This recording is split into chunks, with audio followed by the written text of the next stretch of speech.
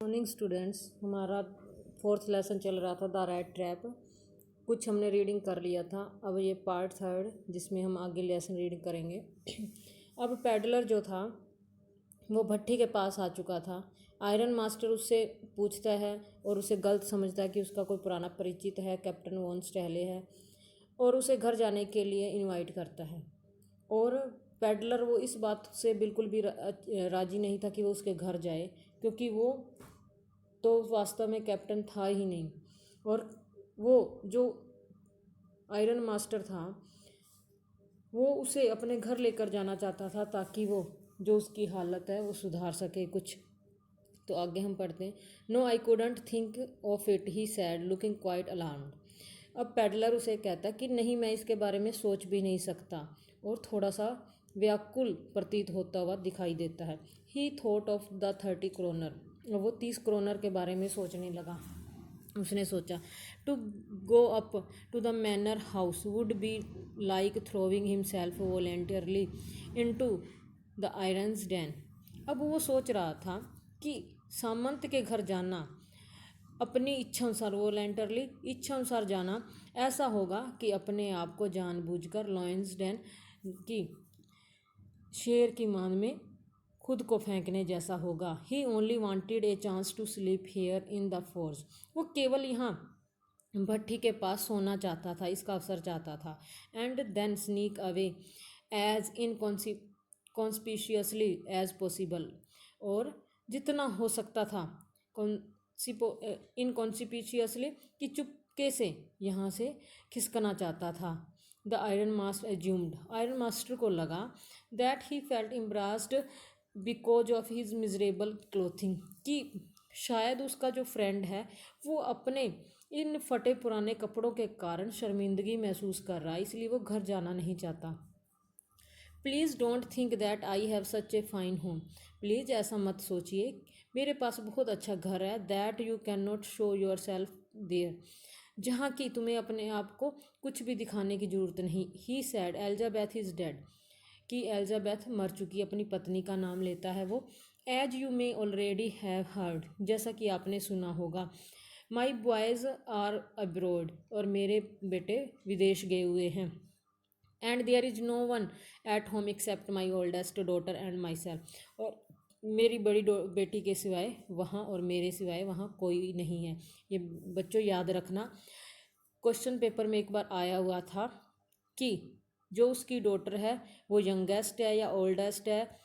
तो कई बच्चे उसमें यंगेस्ट करते हैं, वो ओल्डेस्ट है।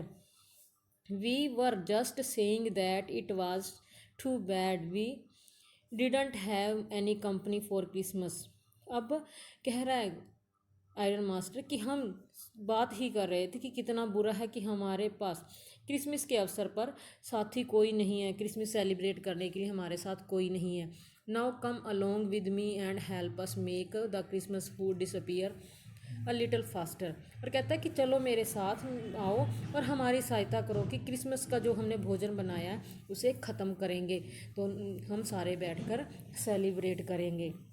But the stranger said no, पर जो अजनबी था उसने फिर ना कहा। And no and again no, बार बार वो ना ही कहता रहा। And the iron master saw that he must give in, और आयरन मास्टर ने देखा कि उसे अब इसे छोड़ देना चाहिए, वो इसका कहना नहीं मानेगा। It look as though captain von Stahle prefer to stay with you tonight Stjernstrom, he said to the master blacksmith and turn on his heel. अब वो अपने ब्लैक स्मिथ जो लोहार था मास्टर, उसकी तरफ घूमते हुए कहता है कि स्टर्जन स्टॉर्म, ऐसा लगता है कि कैप्टन वॉन स्टेहले आपके साथ रात बिताना ज़्यादा अच्छा समझ रहा है। और ये कहते ही एड़ियों के बल मुड़ गया। But he laughed to himself as he went away and blacksmith who knew him, और जो ही वो गया अपने आप में वो हंसा। और ब्लैक स्मिथ जानता था, अंडरस्टूड वेरी वेल, जो कि उसे अच्छी तरह जानता था, समझता था, that he had not sad his last word, और उसने अंतिम वर्ड कुछ भी नहीं कहे, कि वो जानता था कि ये आगे कुछ और करने वाला है। It was not more than half an hour before they heard the sound of carries wheels outside the force. अभी आधे घंटे से भी ज़्यादा समय नहीं हुआ था कि इससे पहले उन्होंने गाड़ी के पहियों की आवाज़ें सुनाई दी भट्ठी के बाहर। And a new guest came in, अब नया अतिथि अंदर आया था।